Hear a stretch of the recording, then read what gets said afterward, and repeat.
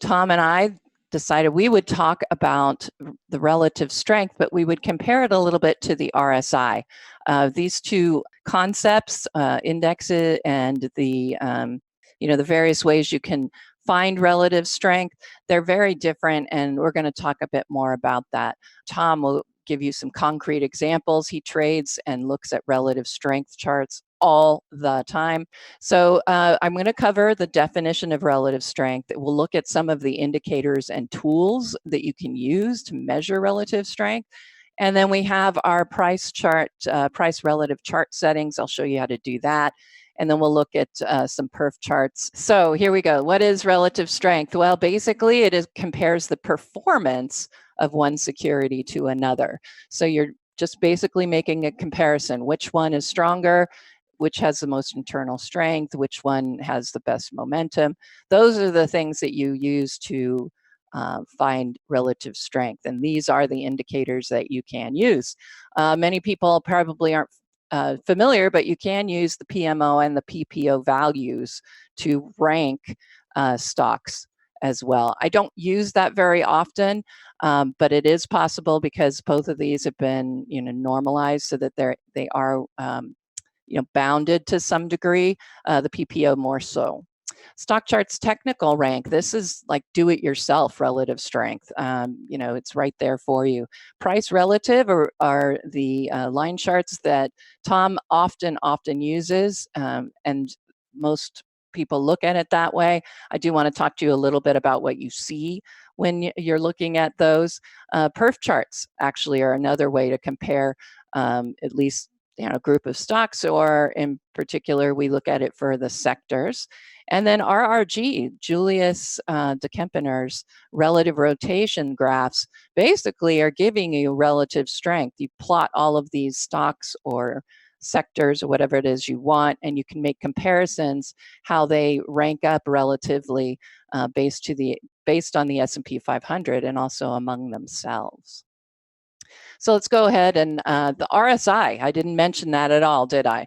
It is short for Relative Strength Index. So it is actually its own indicator.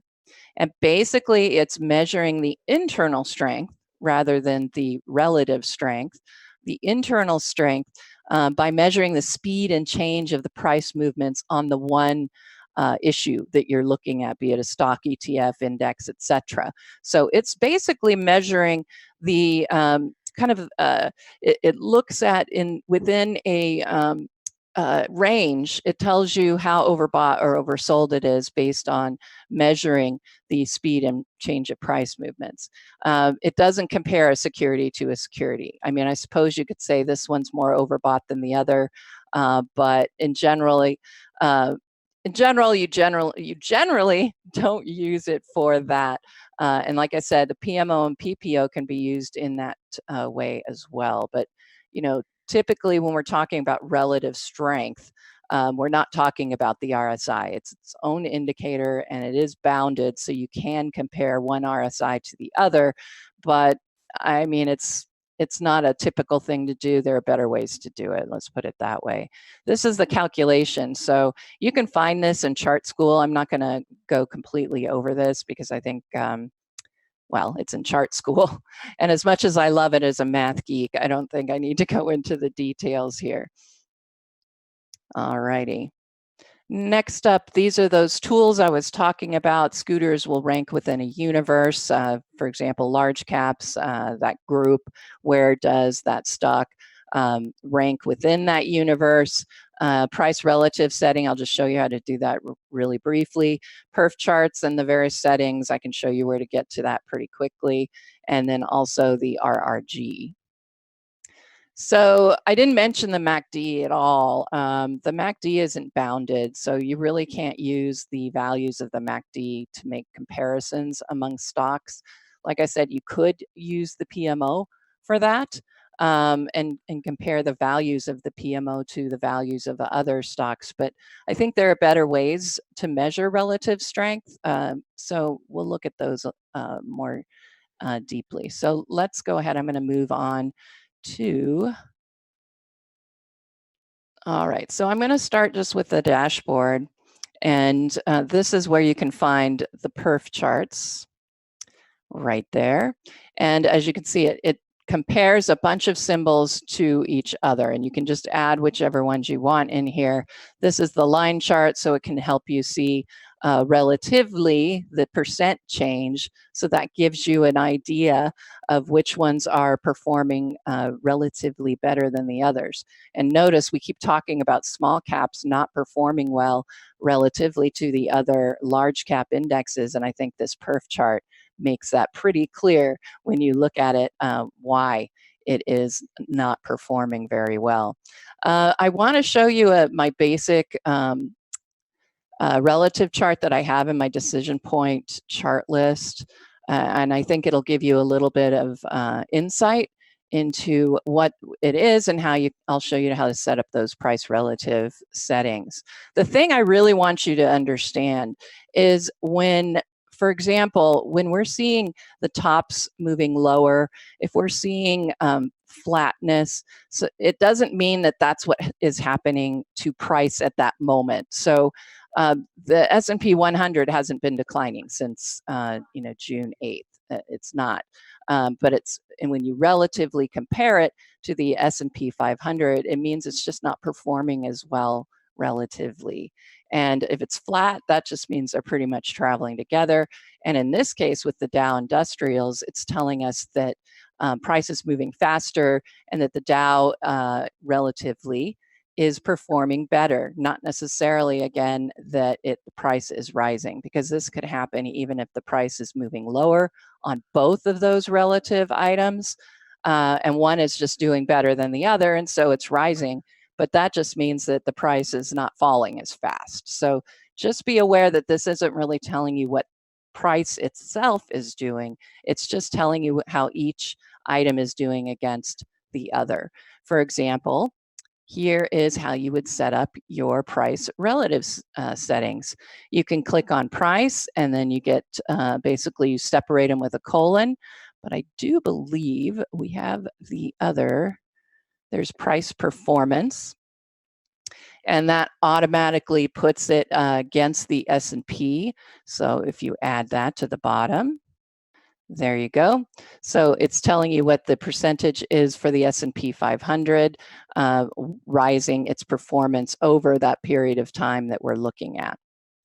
You can also do, let's see, the price up-down pair would be another one.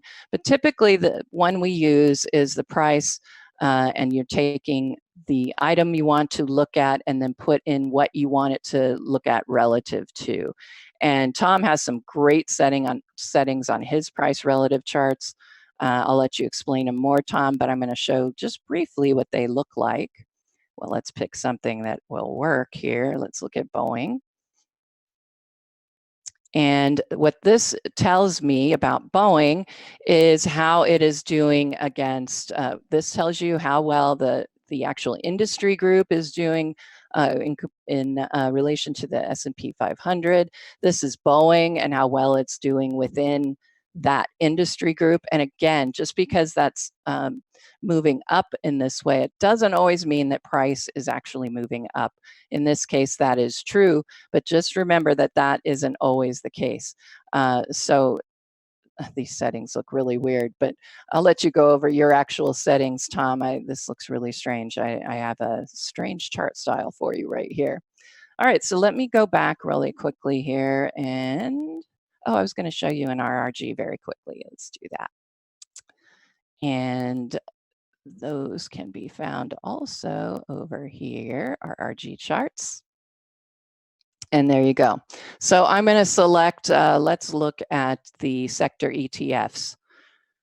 And there you go. So basically, it tells you, looking at all of these, whether they're weakening, leading, improving, and lagging. So you're getting a relative strength comparison just by looking at an RRG.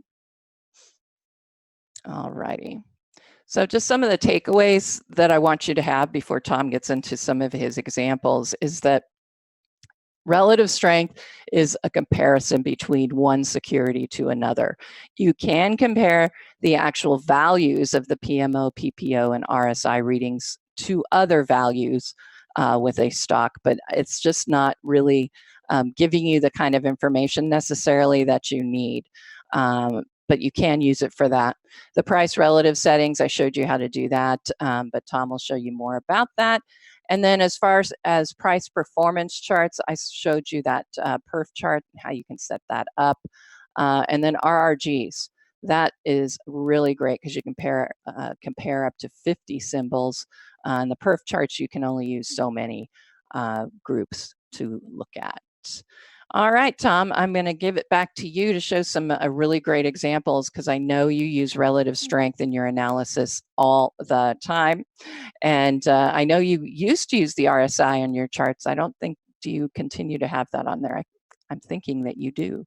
Yeah, I do. I use the RSI. I don't use it a lot. I actually scan using the RSI a lot of times because when stocks are in uptrends, a lot of times I can find an RSI that when I use an RSI scan, say between 40 and 45, that's generally where you find bottoms on the RSI in an uptrend.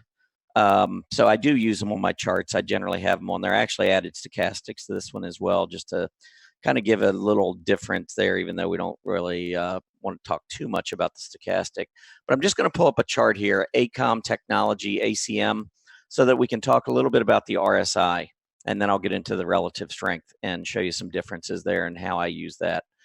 Here, there are a couple of things I wanted to point out on this chart. Number one, the RSI, it's just a momentum oscillator. So as Erin said, it's really just it's looking at internal strength of a stock. It's comparing it against itself, really.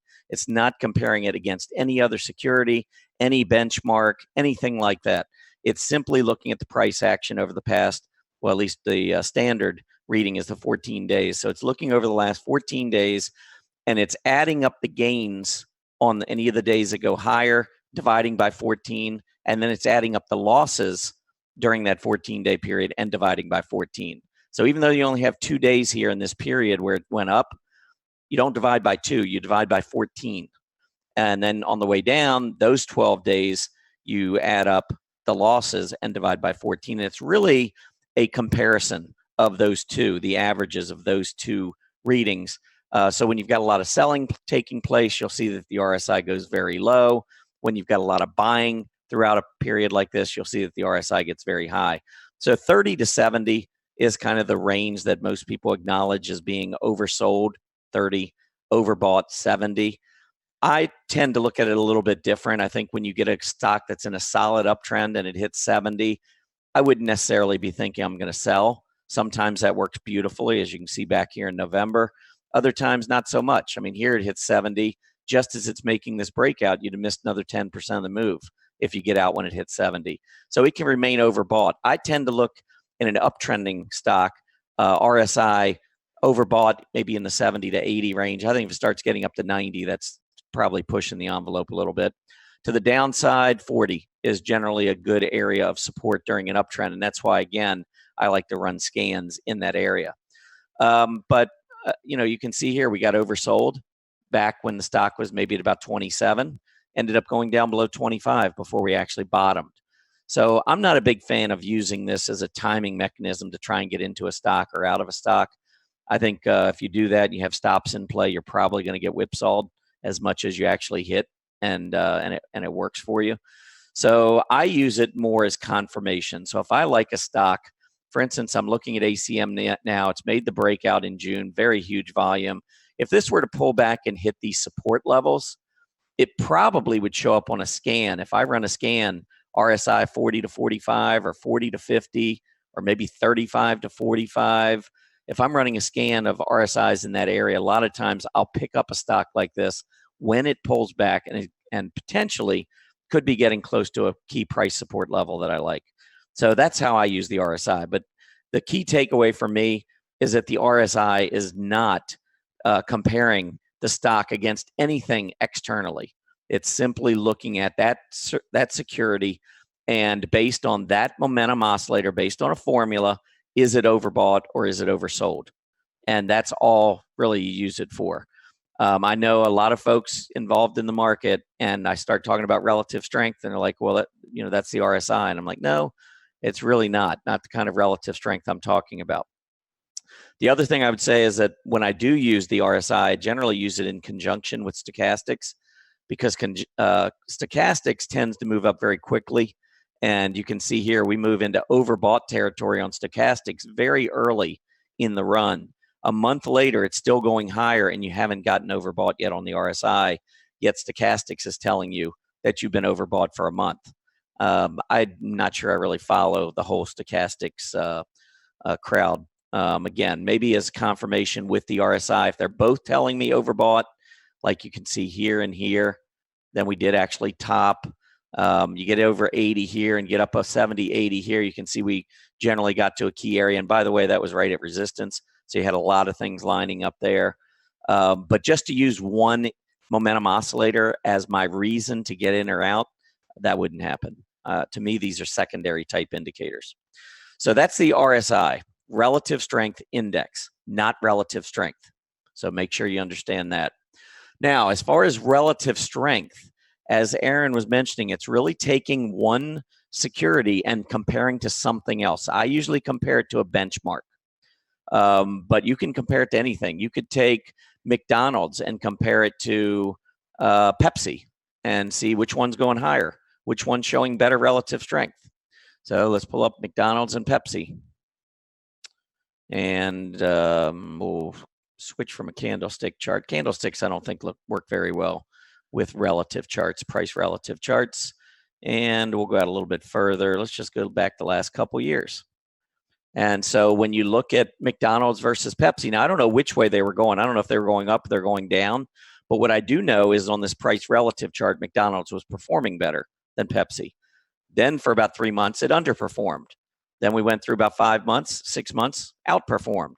Then we were underperforming. And now we're in a period where McDonald's is outperforming Pepsi again. So that's a very simple price relative where you're just taking two stocks that you might, whoops, actually I have McDonald's. I don't know why I have McDonald's in there with Pepsi, but let's try Coke. I guess we could do McDonald's with Pepsi. You can do it with any one you want. I know the chart looked kind of similar to the one I had looked at earlier. Okay, so let's go back and do Coke and Pepsi. This one probably makes a little bit more sense. So Coke goes through a period of underperformance. It outperforms, underperforms, outperforms, underperforms. And now, again, you can see that Coke is beginning to outperform Pepsi again. I think that's important because if you look at the soft drink index and you see that it's breaking out, and it is, let's pull the index up. So it's breaking out to a new high. The question is, all right, what stock do I want to get? Well, if you're looking for where the money's rotating to, that the stock that has the leadership right now, it's Coca-Cola. So another way to look at it would be taking Coke and comparing it to soft drinks. And you can see Coke is outperforming the group. So we already know soft drinks are breaking out. This is telling us that Coke is outperforming the group. And I think that's really important. When you look at Pepsi, we might have outperformance here, but it wouldn't be as strong. No, actually, we are moving the other way. So we had strength, but once that started to break down, you really wanted to make the switch. And that's something that Mark Chaikin talked about yesterday, making a switch when you see a company that begins to lag on a relative basis versus another one that is outperforming. So if I was holding Pepsi and I'm seeing this underperformance for 2 or 3 months, and then I happen to go back and take a look at Coke, and I see over the last 2 or 3 months the outperformance, that's telling me I probably want to be in Coke, not in Pepsi. So that's something to, again, keep in mind. All right, let's take a look at some foreign markets. I mean, you take a look at something like the EAFE ETF. Now, this is an ETF that tracks mid to large cap foreign stocks, excluding Canada and the US. So if you really want to take a look at how foreign companies, large companies, are doing relative to the S&P 500, this would be a great relative strength chart to use. And you can see that since December of last year, it's been going straight down. And what you notice is that when we had a lot of weakness here in the US, remember December, we had that big drop in the US. Well, foreign mid, large cap stocks were outperforming. Look at the end of May. Remember, we had the drop in May. Last half of May, I think the S&P dropped 4% or something like that. Again, we saw outperformance.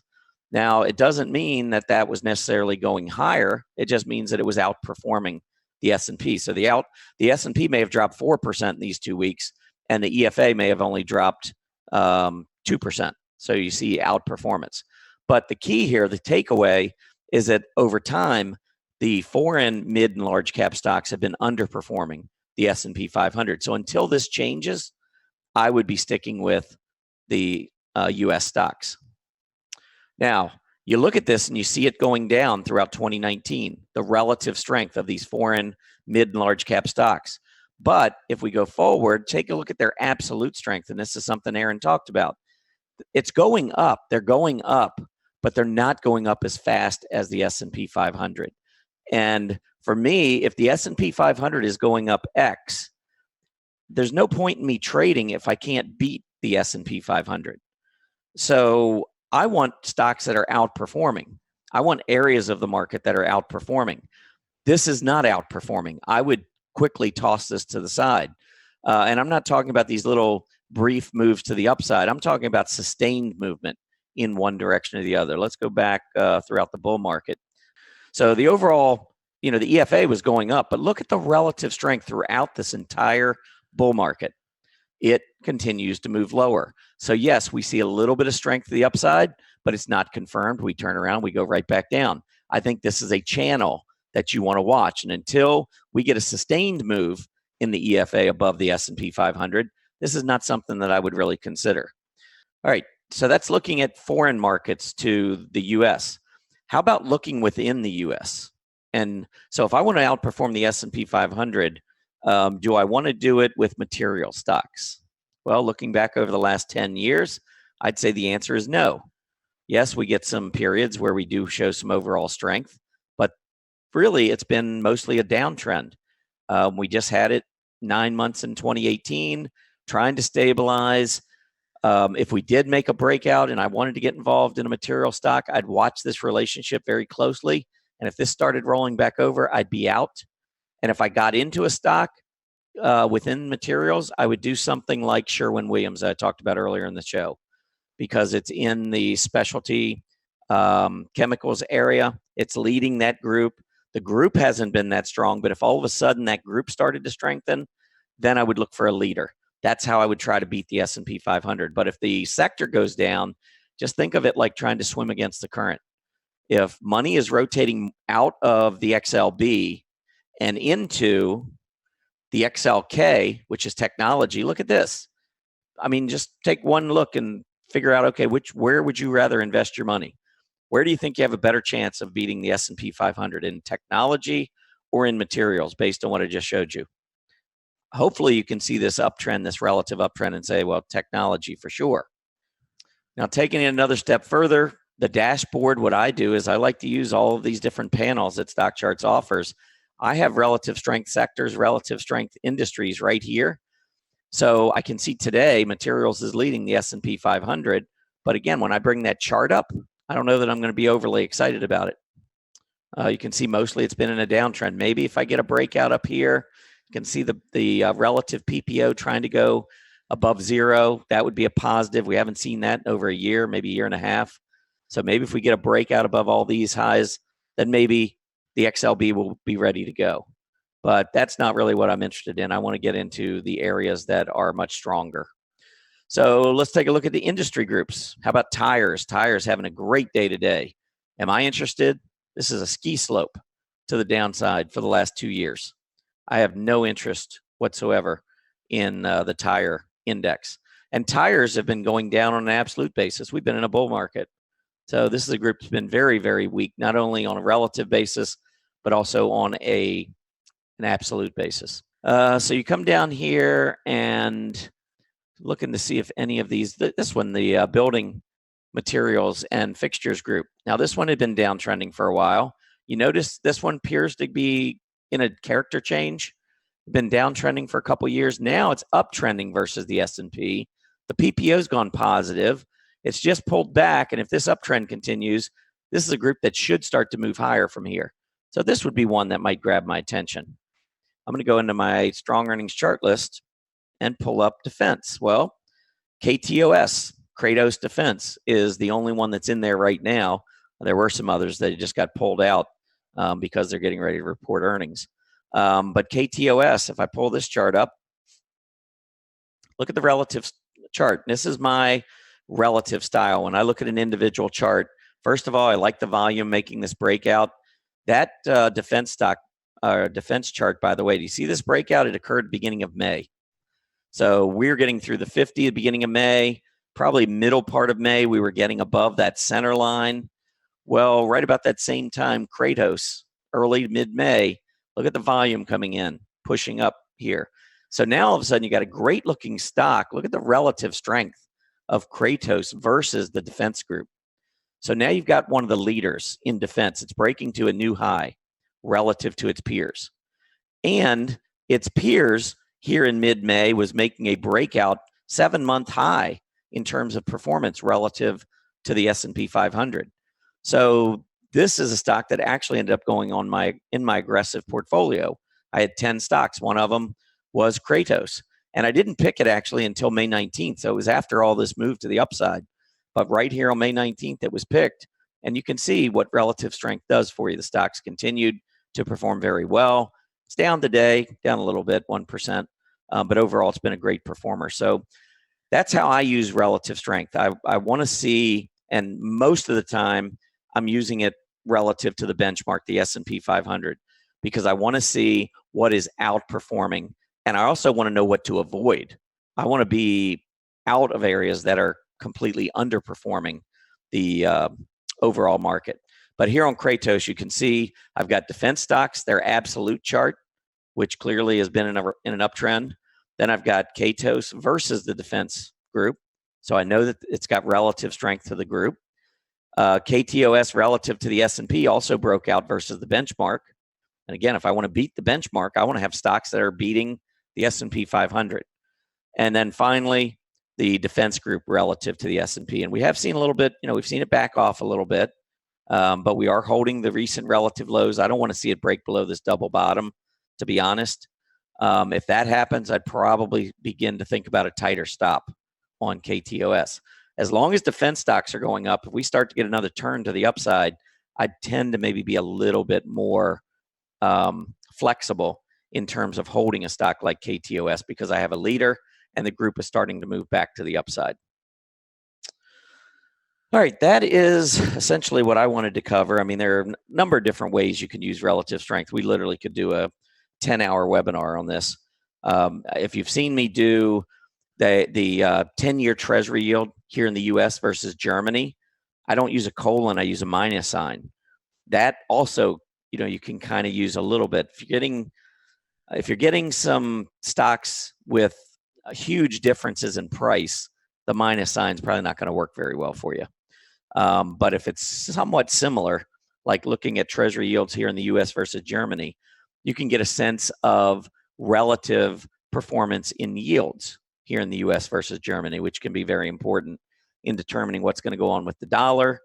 It also, if our treasury yields are going up and Germany's aren't going up as fast, it's telling me that the US stock market probably is going to do better because the economy is stronger. That's what drives our 10-year treasury yield higher. So there's a lot of different ways that you can use relative strength.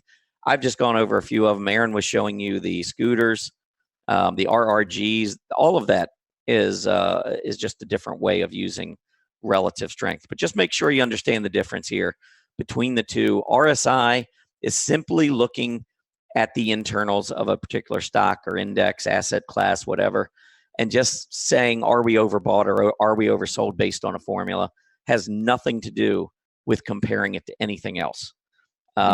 Relative strength, completely different though. Absolutely. That pretty much completes it for relative strength versus RSI.